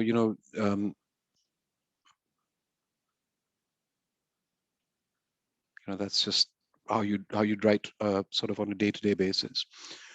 So they're super happy. You do have to put a fair bit of force down. So if you're used to using some of the gold vintage flex nibs, or you're used to using something that's been sort of custom, with the custom geometry, from Kirk Spear or Stylus Suite or something like that, those are so much softer. And sort of almost intentionally, at least at this point in time, um, these aren't all that soft. Um, but I think it's a really nice balance. And then just to show you really quickly as well, so that's the untipped calligraphy nib. So the difference between these two, I can show you side by side. So the one on the right is the fine flex nib, and it has it has some standard tipping on it. And this one it's stainless steel, so it's not going to corrode or rust or anything like that. But it has absolutely no tipping on it. And it's much, much scratchier and needs much, much smoother paper. But it's much, much softer, and it produces a much thinner hairline.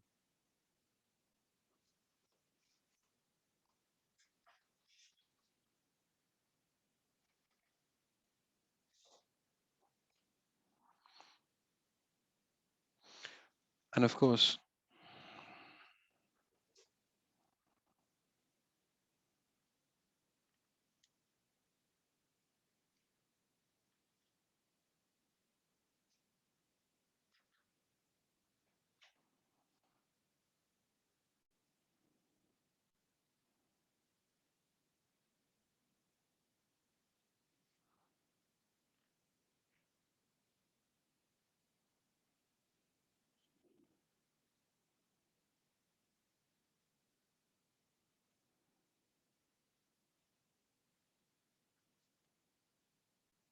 trying to go fast because I guess it's a bit boring to watch someone write.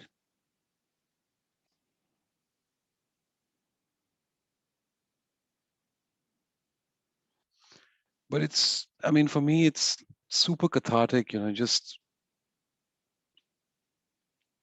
the flow and the line on the paper. You watch the ink pool as it moves away from the nib. It just, yeah, I mean, it's a joy. It really is. I mean, just any flex nib, it's just an absolute joy to use.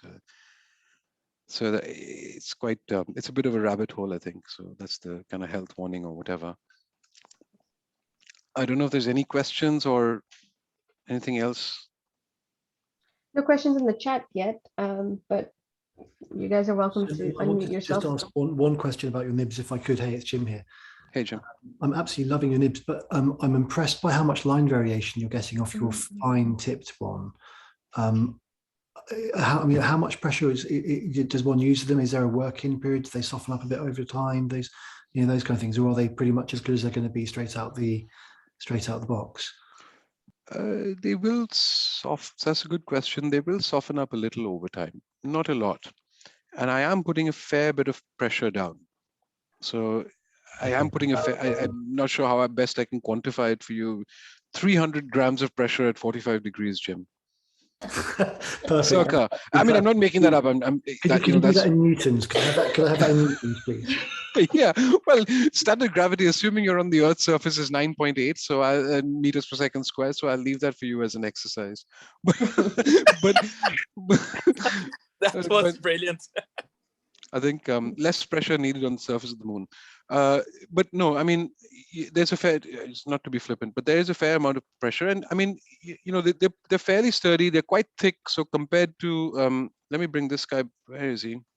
So let me just add my opinion here. I've been using Sono's tipped fine flex nib, and is easier to flex than a nodeless A hub, for example, out of the box. And so you take that around like half of the pressure that you would use on the nodeless A hub. Yeah, I mean, so coming back to this guy, which is a dip pen nib, I mean, he's much, much, much softer. So it's a lot less pressure here. But it's going to be very hard to spring these nibs, Jim. That's what I'd say. I mean, you really can be a little bit more aggressive with them than you might first think. So, I mean, so much. No, I think that's probably the key to it. Is certainly with the untipped calligraphy flex, I get great line variation. But yeah, with that fine flex one, I think I've probably just been working it too gently. So I'm going to really go for it with that 2.94 newtons, I think. Yeah, give it a bit of a, yeah, I mean, what's the worst that'll happen? You'll destroy the nib, you'll send me a message and I'll post you another one. Sunil, can I ask? And that's why we love you. Sunil, I've had a couple of your nib units, but I have to keep forcing the ink through the nib by turning the converter. Yeah. Is that, are you what's the feed that you're using with those? I've got your ebonite feeds. Okay. Yeah, I mean, look, I just can't keep the flow. I have to keep forcing it through, and I have tried different inks, including the Compeki that was recommended in a nice wet private reserve. Yeah. No, I think that's a fair point, Ross. I think sort of my take on it is that shouldn't be the case. And maybe it needs looking at. Happy if you want to send the nib units back to me, I could take a look. Could it be because the converter easily turns when it's fixed in? It's not really tight. Could it be air that's getting in? Yeah, definitely. I mean, one of the things with railroading particularly is it's much more about airflow than it is about ink flow. So, I mean, look, for example, I've got this guy here, and it's a fair amount of force to get him out. It's quite turns. My converter turns in the unit. No, it shouldn't. Try pushing it in. Just try apply a bit more pressure. I've tried that. I've even tried putting other ones in, and they all will turn quite easily, even when they're pushed in hard. So I mean, it definitely sounds like that's an issue, and one possible, again, my sort of frustration with ebonite always is, it could be just the diameter of the housing, the ebonite housing. It's nothing to do with the feed or the nib. And it might just be as simple as, swapping the housings. Oh, well, I say as simple as, but yeah. I think, Hayes, you had your hand up. Would you like to go next? And then we can go to Bernardo. I think Bernardo had his hand up first. Okay, Bernardo, you first. Thank you. So no, sorry. That's Thor. Angry with this tablet. Sorry. Your titanium and gold nibs, you're gonna make them available separately as well, and your regular nibs too. Like you buy only the nib units with your polymer feed. Yeah, so I mean, definitely the gold nibs, we've made them available. Of course, they're out of stock at the moment. It's a bit of a tough one for doing that with the stainless steel nibs. And, just very candidly, from a commercial perspective, I want to be in the business of selling fountain pens and not so much nib units just yet. And it's partially that, and partially it's one of the challenges that I am having at the moment is producing the polymer feeds at scale to the kind of quality that I'm happy with. So there's still a fair amount of rejection that's happening at the QA stage. So effectively, I'm kind of in triage mode where I'm like, the thing that's holding me back in terms of volume is the feed. And so I'd much rather be selling the feeds in pens rather than selling them as standalone nib units, just purely from a commercial perspective. But once I'm hopefully in a position where I've solved that problem with the feeds, yes, super happy to do it.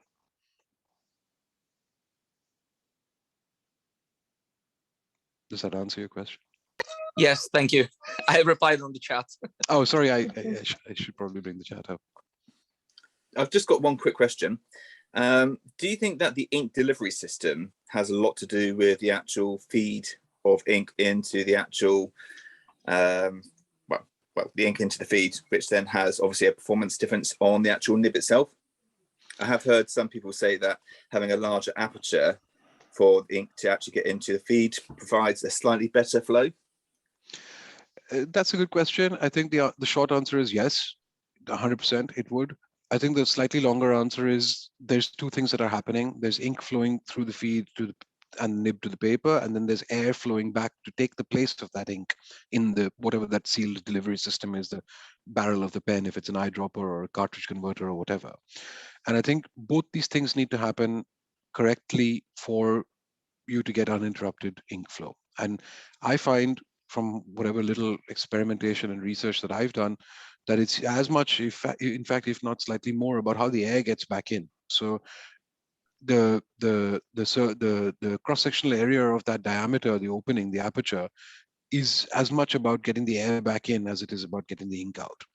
I think one of the challenges that you face, and I tried some experiments here as well with these eyedroppers, where typically you have a much larger aperture, is temperature variations, because air, obviously is much more sensitive to temperature variations in terms of its expansion. And so you get, very inconsistent ink flow, a lot of burping. You don't get fine, your fine lines aren't as fine.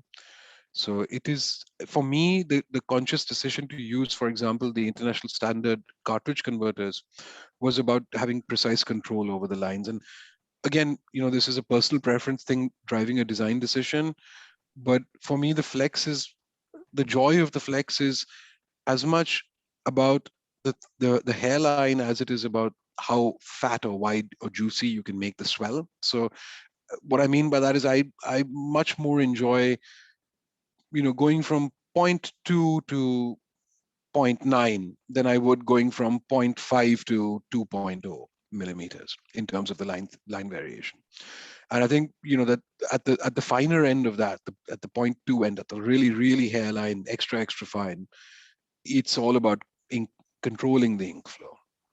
Oh, I agree 100% on that. And I think that is something which is quite poignant with a lot of modern flex nibs, is that the ink delivery is so generous that you just don't get those hairlines. And I think that's what you really do highlight on the fact that I think when you start looking at those dip pens, that is really what I think people just really sort of gush over it, is that sort of width from that really finite hairline to these almost like the slightly broader line. It doesn't really matter how broad the line is, it's that hairline which is really important. Yeah, I mean, again, look, I agree with you completely, but I also do acknowledge it is very much a personal preference. Yeah. Hayes, I think you had a question. Yes, I did. Yeah, I actually have two questions. One, I'm a dip pen user myself as well as fountain pen user. I know you mentioned that Lenart nibs are the like go-to ones that you went to. I've also got some Perry nibs. Do you have a specific one that you would recommend as like the go-to one? Because my favorite nib recently got damaged and I'm looking for a good replacement. So fair enough. I mean, personally, I like the Lenart 256. It's very similar to in its performance to the Zebra Gs and the various G nibs that you can get. So it's kind of an all-round happy nib for a dip pen. What's particularly nice about the Lenart, as I was desperately trying to show but failing, was that you can its radius, so just by coincidence, happens to match that of a Yovo number 6 feed. So you can just stick it into any Yovo number 6 fountain pen, like a Jinhao or whatever, and off you go. Yeah. The other thing is, I would say the Lenart principle. It's much finer. It requires a lot more. It requires you to be a lot more gentle. It's super fun to use. You need super smooth paper. The principle is the best one. It's fantastic. It's something else. It's You really tried the blue something pumpkin else. as well. Say that again. Sorry. The blue pumpkin. You tried it. I have tried the blue pumpkin, which is also very nice. That's crazy flex. Yeah, super soft. With these nibs, you know what? First of all, it's made out of steel, not stainless steel. What I mean is mild steel. So it's the material itself is so much softer than stainless steel, and they're machined much like maybe 2.5 times thinner than fountain pen nibs. Yeah. So there's just less bulk to move to flex, and it's just much springier and softer as a material, mild steel by default. So it's just, I mean, it's an absolute joy. The flip side or the downside of it obviously is that it oxidizes very easily. And I mean, you'll be amazed at what a wide spectrum of pH you find in various ink formulations, depending on colors and various other things. I mean, going all the way from super acidic inks that are like, pH 2, I mean, all the way up to really alkaline inks that are, 9, 10, 11. So, the poor nib stands no chance, in a week it's gone. Yeah, that's kind of what I've discovered with the nib that was breaking. It is starting to just corrode to the point where I can't use it, and I'm going to have to replace it. So thank you for all those recommendations. I've written them all down. The other question I had was, how well do you think that your feeds will work with shimmer ink? Because one of the things I love about Flex nibs is using shimmers and being able to get that real good shimmer in there. So how well do you think they work together? Yeah, I mean, look, the short answer is less well than using a well-behaved happy ink with no particulates in it. But they work just fine. I mean, on my Instagram, I have lots of pictures of the last 15 or so days where I've been using diamine golden sands quite extensively, especially for this time of year. And then I also use Geaband's Kyanite du Nepal, if I'm saying that right, which is blue. It's a fantastic blue, and it has a silver shimmer. Yeah, it's a beautiful ink. So it's perfectly fine. There's no reason why you shouldn't use shimmers or any of the other inks like that. The only thing I would say is clean your pen afterwards. Yeah. Yeah, thank you very much. That answers all my questions. Thank you. I think Dennis, you said in chat that you had a question. It's already been answered. Actually, suggestion, Hayes, with the shimmer inks, roll your pen before you use it. So when you have it sitting and you've shimmered it, and if you're using it the next day, roll it, it gets the ink flowing again. Definitely. I mean, I was just writing those cards, the addressing And the wear alpha condoms when cards. you use shimmer inks because they are higher piece of fountain pens. They're really not that bad, but okay. Yeah, I mean, look, my opinion on this is everyone has a different point of view on inks, and there's so many inks. And as someone who makes fountain pens, you shouldn't be telling people you can use my fountain pen, but only use it with these 3 inks and only on this one kind of paper. Bullshit, if Hayes wants to use shimmer inks, by all means, you should be able to. And okay, tell me what I should do to use it right, or tell me that it won't work, and then I won't use it. Certain inks will work better, but there's no harm in using shimmer inks. They don't damage the pen in any way. They might clog the feed a little bit. You might have to it, but yeah, you do. Yeah, I think basically once it's just hard to clean and I'm messing around. Yeah, you have to take the whole thing. You have to take the whole thing apart, and literally wash the feed, wash the housing, wash the undersurface of the nib. With the diatramentis, I literally just cleaned my pen maybe a couple of hours before this call started. And it was a bloody nightmare. I pulled everything apart, and the inside, the undersurface of the nib was coated in the diatramentis white pigment. And I had to take it out scrape it out with an earbud. So, but it's beautiful, man. When you write with white ink, it just looks fantastic. I can't stop using it. I'm a hardcore fan of shimmer ink, so I'm all about the getting glitter on a piece of paper, because the flexive shows off the shimmer very well. Any more questions? Not a question, an observation. We sorry, because it's a repeat of something I kind of mentioned yesterday, but it'd be good to get your thoughts on it, Sunil. A lot of sort of nibs nowadays have got all this sort of engraving and stuff sort of all over, especially in front of the breather hole where the tines should move freely. And it struck me that just like corrugated steel, it's got this shape to it to make it more rigid. And if these engravings are done just aesthetically without taking into account the structural difference it's going to make to sort of movement, surely that's a detrimental thing. I mean, is this something you've looked into, or is this something you kind of have any thoughts on?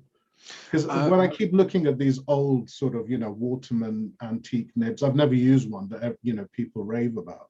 They're very simple and kind of, as the nib comes to the point, sort of ahead of the breather hole, there's usually nothing. There's kind of a Waterman's behind the breather hole, and maybe 1 or 2 kind of little flourishy things. But yeah, I mean, it's a very interesting observation, first of all, and I will say honestly, I haven't thought about it very carefully before now. I will say certainly when it comes to laser engraving, I mean, we're taking off so very little material. I mean, the depth that we're going to is maybe 20, 30, 40 microns, 50 microns at most. So I'd be very surprised if it would have any actual impact on the performance of the nib. I think in the olden days, certainly, olden days, way back when, the era of the Watermans you're talking about, nibs typically used to be stamped, right? Because, lasers didn't exist. So I think the stamping definitely is much, much deeper. It's of the order of probably, 0.1, 0.2, maybe of a mil as well. Maybe not 0.2, but so that you might imagine could have some impact. But I think part of my observation was based on some Bock 380, the size 8 nibs, the titanium ones. Because the first one I bought has the Bock stamping on it, like, pure Bock kind of stuff. And then the second one I bought was from William Shakur, and his only has a laser etching on it. Right. His was much softer, and the Williams was a medium, the Bock one was a broad. And it's kind of, they feel like they're totally different kind of nibs, from different manufacturers. And then I bought a fine with 0 on the nib at all, and that's kind of really soft. So it's kind of got me thinking that, probably laser etching, as you say, it's so fine it possibly doesn't do anything. But then possibly the heat from the laser does create some sort of structural change. No, I mean, I don't know. I must admit I haven't looked into it. So, but it's unlikely. I mean, the laser etching process is very, very quick. Like it's in there under the laser for maybe not even a few like 4 or 5 seconds maybe. So these materials, titanium or stainless steel, tend to be very, very good conductors of heat. So the heat would dissipate quite quickly. So in fact, one of the problems that we have, I was testing one of the gold nibs with engraving. It was because the surface of the gold was so highly polished and so reflective, you had to really turn the power up on the laser. So I don't think it's a heat thing either.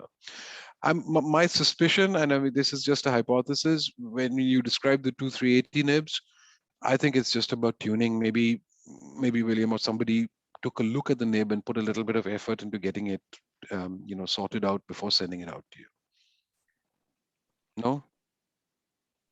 No, that's the hilarious thing. That I bought my pen from him at the pen show, and as he was sort of chatting to me, opened up these 2 bags, took a nib out of one, the feed out of the other, without even looking. He was kind of looking at me, and he was crimping stuff, and I was like looking at this nib, going, "Oh my God, how's this going to behave?" No heat setting, nothing. I came home, inked it up, kind of thinking I'm going to have to phone him and say, "Do you mind having a look at it?" And it's like one of the best nibs I've ever, I've got. It's astonishing. Yeah. So yeah, it wasn't even that. It's but yeah, I just thought I'd share my observations just in case it's an interesting avenue to explore. Yeah, no, it's really interesting. I think one of the things that I'm interested in doing, and I have been doing with some of my nib geometries, is laser ablation. So taking off a complete layer of material from the underside of the nib using lasers. And again, the idea there is very, very simple: tuning the geometry of the nib. So just reducing the weight of the material that has to be moved out of the way effectively when you flex the nib, so it makes it softer. So I find that if you ablate or remove some of the material, effectively reducing the thickness of the nib, you are able to achieve that softness in the flex. And what's really interesting is, again, maybe even 10-15 years ago, the precision control for lasers and the power for lasers didn't exist to be able to do that. But one of the hypotheses that I'll be testing early next year is to continuously vary the surface thickness of the nib. So the problem is, if you make the nib super, super thin, then it becomes super, super brittle, and it's very likely to snap, crack, break. Bad things will happen, right? But if you can continuously change the thickness, so across the top surface, horizontal, it's quite thick, so it has enough material to be strong. But as you move across the radius of the nib to the shoulder, you start to reduce the material. So when you're flexing the nib, there's less material or weight that you need to move out of the way, but you still have a sufficiently rigid structure because of the radius transmitting the forces. The compressive forces when you press the nib down are getting transmitted like an arch, essentially, across to the top of the nib, where you've got that thickness that's able to sort of withstand that. So this is something that I mean, in theory, the equations make sense. It's logical, but in practice, it probably needs to be manufactured and tested. But I guess what I'm trying to say is that the technology is here now, where we can quite easily do that and just test it. Have you tried to play with nibs like the ones that you've seen some American guys making cuts on the nibs, and the cross flex nib, for example, that Noah made? I'll send you mine. Noah made me one. It's stunningly flexible, so you can have a look. Yeah, Ralph Hayes. Yeah, so have a look at those as well. They change the geometry quite well, and they flex really, really nicely. Yep. So that's exactly right. I mean, basically, the distance from the Sorry, Sunil, just 1 second. I think a few people are starting to leave. So what I'll do is I'll quickly announce the winners so that everyone's here. Yeah, sure, of course. Yeah. And then we can go into it. I want to know more, so I want to continue, but we'll just announce the winner. So there are 32 people taking part in today's talk. And out of the 32, I've done a random number generator. And the first person for a gift from Sunil, whether that be the prototype pen or some nibs or whatever you choose, Sunil, that'll be Mick. So you've won the prize, Mick. Congratulations. And then the bottle of ink is going to Linda. So we'll get some addresses out to myself or to Steph but congratulations. And what I'll do is I'll perhaps, Andrew, let me know if the recording's too long. I don't know if we want to continue recording, but we are still recording. No, the recording's fine. Okay. I can go to any length on YouTube. Perfect. In that case, then we'll record the questions. I think it'd be quite interesting to hear your thoughts on the geometry. All right, Yeah. I'll hand back over to you. Thank you. And thanks, guys. Sorry, you've been super patient. I've been jabbering on for I don't know how long. So yeah. Super interesting. Stop apologizing. I've got a question. If you're making your own feeds or trying to using polymers, the one you showed us has got fins on it, but fins are purely aesthetic. Have you ever thought about trying to instead maybe do a shape which fits more with the shape and ergonomics of your actual pen? So it's more in keeping with your own design flavor rather than... Absolutely. So, exactly like with the nibs, but, when I was prototyping the feeds, there was a lot of the geometry that I was playing with. I found, so with the fins, I actually have their fins angled slightly downwards on the feed. It's a small angle, about 9 or 10 degrees. But I think the logic there is the fins are helping. I think they're helping with increasing the surface area. So effectively, what tends to happen is, because the surface layer of the feed is hydrophilic, it holds a fair amount of ink on it. And if I can maximize or increase that surface area, not only does it act to channel the ink through in a timely fashion, in a responsive fashion to the tip of the nib, but it also actually holds some amount of ink within the feed, almost like a buffer, So even if you, for example, were to pull the cartridge converter off the other end and just keep writing just with the feed, you'd be able to go a good many lines of writing simply because there's all that much ink that's held in the feed itself. So for me, that's what I found to be the value or the use of the fins, just as a method of increasing surface area. But I do agree with you that I don't fully understand why. I mean, I don't think that other than that. So for example, if you had injection molded plastic, I don't understand what the purpose of the fins are necessarily. And I think they kind of are from the era of ebonite, where maybe it was exactly the same thing, which is the surface of ebonite does hold some quantity of ink. So maybe it was about maximizing surface area. I don't know, is the short answer. Just to go back to Bernardo's point about the nibs and the geometry of the nibs, the cross cuts and stuff like that. Essentially, just by applying the physics of the forces, one of the things that's very simply and immediately apparent is, so if you think about the nib, the shoulder of the nib is basically effectively a tangent that you draw across the shoulder along the shoulder of the nib would be perpendicular to a tangent that you draw across the top of the nib, right? So what I'm trying to say is that the nib turns pretty much 90 degrees, and the distance between the slit and the shoulder, the curved distance along that radius, is the degree of flex or the softness of the nib, or the force required to spread the tines, is a function of that distance. So if you cut across slit in the nib, effectively what you're doing is you're reducing that distance, because we're now measuring that distance from the shoulder of the nib to where the cross slit ends. So you're reducing that distance, and thereby reducing the force required to spread the tines apart. What you're also doing is you're reducing the material integrity of the nib. So you're making the nib effectively more prone to breaking. So it's about finding a geometry that balances those two opposing tendencies. It's like you said earlier about the more you modify the nib, the more it's harder to use as well, because it becomes so soft that it becomes unmanageable to use as well. One of the things I wanted to chat to you, the other thing I've seen recently is hammered nibs. Thank you very much. Are modified Thanks, basically the thickness of the nib by hammering it, making it softer.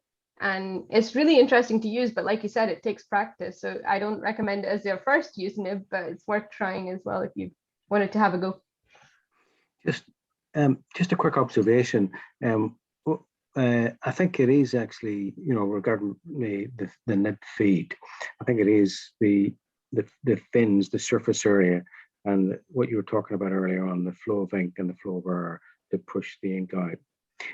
I think it'd be really interesting to get someone to actually look at the ink flow and, you know, use some just sort of tag dyes to look at the flow of the ink under a microscope, you know, how you do it, because, you know, you've got, you know, with microscopes, the depth of field is so shallow, you know, it'd be difficult, you know, you'd need to have sort of like different scans at different levels. But I think what you've touched on is right. I think the trial and error of previous manufacturers has arrived at an optimum of those fins. So I don't think it is just sort of Aesthetic. fashion or aesthetics. I think it's actually functional, not aesthetics. You know. Sorry.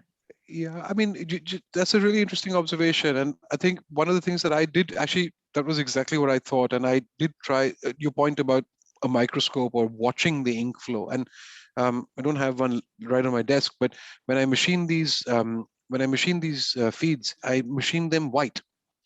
And I was just using the old-fashioned way of actually watching with my eyes the ink flowing through the nib, and the ink acted like that tagged dye that you described, because it was colored, and you know it would sort of saturate the feed, and you could actually see it, you know, progressing across over time. And then you know I put up a couple of videos on Instagram, and I got the classic reaction from people. They're like, wow, a white feed, I've never seen a white feed before, I want one of those. I was like, okay, I didn't really set out to make white feeds, I set out to see what the ink was doing on the feed. Yeah, the viscosity of the fluid should be, you know, quite, you know, similar within a margin. So, you know, the flow should be, you know, fairly similar-ish, you know. So yeah. Yeah. I mean, some of your observations also about, you know, where earlier on about, you know, humidity, the type of paper, what the paper is doing, etc. I think that those things, and also the surface of the paper, I think, as well. Yeah, I mean, it's fairly non-trivial, and you know, when I started doing this, my tendency was to, you know, let's write a set of equations to understand how to make a nib flex and how to make ink flow, and I started doing that, and I very quickly realized, oh shit, viscosity, oh shit, surface tension, oh shit, something else, humidity, you know, air pressure. Then you know, I went down this route a little bit, and then I realized how silly of me. There's bidirectional fluid flow. There's air flowing back in as well.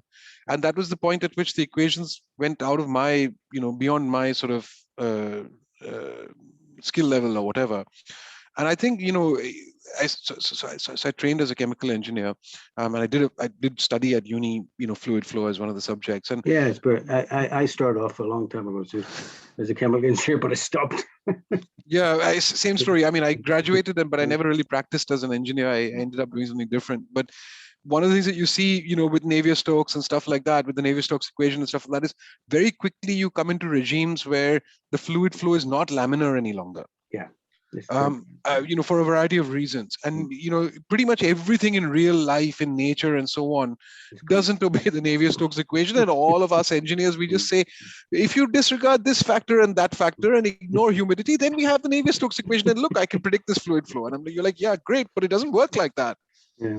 So, you know, I think essentially what I'm trying to say is that there is a lot of engineering by trial and error that's needed here. And I'm also trying to say, I think it's a lot of fun. You know, I mean, again, if we didn't want all of this shit, there's a very simple solution, right? It's a ballpoint pen. It works. There's only 3 variables. Happy days. You know, use it all day long. You uncap it. It starts writing. The line is exactly the line. You know, off you go. So I think, you know, we gravitate to this complexity as human beings, as fountain pen fans, or whatever you want to call it, because we like that complexity. We like to dive into it and think about it and test it. And you get this gratification when it works. You're like, look at this. It's looking so beautiful. I put a huge amount of effort in to get to this point, rather than I just uncapped the pen and it's so beautiful. You're like, not very satisfying. Is there any opportunity to actually do ink simulations on a computer?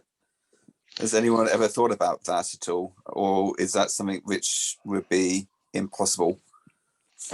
No, it's not impossible. It's actually,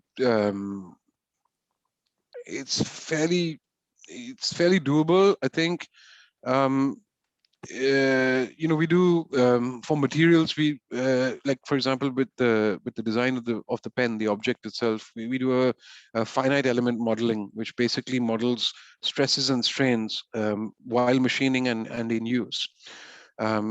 So a very similar kind of see you, Jim.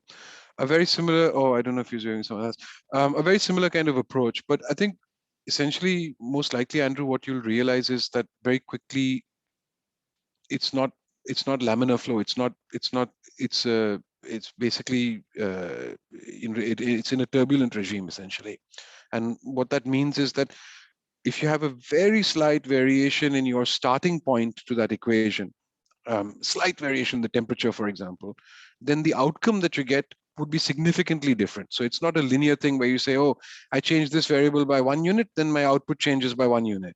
It's I change this variable by 0.01 unit and my output doubles or halves. And it's unpredictable whether it's going to double or half. So I think that's basically what's happening with the ink flow in my, it's a hypothesis. I don't have any proof for this. But yeah, you probably can run some of these simulations. I guess the question is who's going to program something like that? But it's infinitely, well, almost infinitely variable, isn't it? Which kind of adds to the fascination of the hobby side of what we all do. You know, which ink are you going to use? Which brand? And then in that brand, which color? Because everything behaves slightly differently, right? As you're saying, the smallest variable is going to multiply. The end result's going to be massively different. So at least temperature's constant. Well, temperature's just one scale. But then, you've got diamine with, 200 inks or whatever, and then each one is slightly different. And then you've got, pilot and blah, blah, blah, and blah, blah, blah. Yeah, it's interesting. Yeah, I mean, I think basically if you really wanted to do it, the way you do it was you'd list out all the variables that impact that ink flow, whether it's, temperature, density, viscosity, surface tension, et cetera, pH, whatever. And then you'd basically write a series of equations, or like Andrew was suggesting, you'd model fluid flow to arrive at a series of equations that would describe that fluid flow behavior. And then you can plug in whatever ink you want. So you plug in diamine golden sands. And you say, okay, it behaves like this because the particles are, 10 nanometers, or I don't know what size, not nanometers, maybe micrometers, whatever. And off you go. But again, it's like, I think Jim or somebody else was asking the question, how hard do you press the pen? And 300 grams of force at 45 degrees means bloody nothing to me. I don't put my pen on a weighing scale and, paper on the weighing scale and write. No? So I think that's where the problem comes, right? The translation. And you have to do that by feel, right? You come, you use the nib, and I'm sitting with you maybe, and I say, push it a little more, man. And you say, are you sure? I'm like, yeah, go for it, man. And then it's you're the like, same oh, question wow, cool. I get asked as well about, like, if I'm talking flex nibs to someone else, like, how hard do I press it? Because they're scared of springing the nib. The best advice I think I've given, and it has worked, you do the loops, the figure eights, do them really slowly and start with like kind of the slowest pressure, slowest speed that you can. And then, you won't spring the tines if you do it really, really slowly. You have that breathing space to actually recover the nib. That would be my advice. Yeah, definitely. That's really good advice, actually. And you have much more control when you're going slow as well. So if you feel that it's going off, you can just pull back quickly. Yeah, and I 100% relate to the comment that you made about watching the ink pool and getting that shading and the shimmer and whatever. You've got the properties of the ink. And I'm a problem solver. That's my job. That's what I do day to day as well. So this is how I love the hobby, because every ink in any pen that I put in reacts differently. And they won't work. Some 100% will not work, even in a perfect working pen. The inks is just the problem. But you try and error. I like it. It's interesting. Sometimes when the sun shines, I just like to write, and I just watch the ink. Are there any more questions? Okay. In that case, what I'll do is I'll stop recording. We all tend to stay, Sunil, just to chat a bit longer. So if you want to stay, you're more than welcome to stay. But I think we'll stop recording at this point, and then we can continue. Cool. I'm just gonna. Thank you so much from everyone, though. I'm leaving. Thank you, guys. I'm sorry. I hope you didn't get too bored because I just feel like, No, you know, no, I droned on for quite long. That's Honestly, fascinating. this number of people would not stay if you thought that they would be joining on, and No, you actually got I a think good that discussion going. I think they stay because they're very kind and they feel, you know, awkward to leave. So just to use the vernacular here in Gaelic, there's a word called muggerly, which translates as bollocks, you know, so sorry for that bit of rudeness.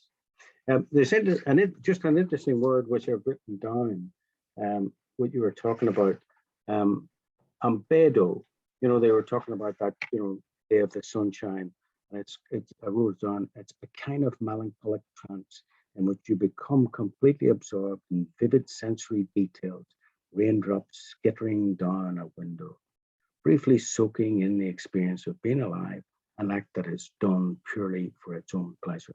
That's what you sort of described. And I think it's the intangibles of writing that, you know, no matter how much, you know, even if you're a geek, and most of us are, no matter how much modeling you do, it's that sort of intangible sort of like, this looks good. Ooh, yeah. And it'll all come out different on a different day. it's very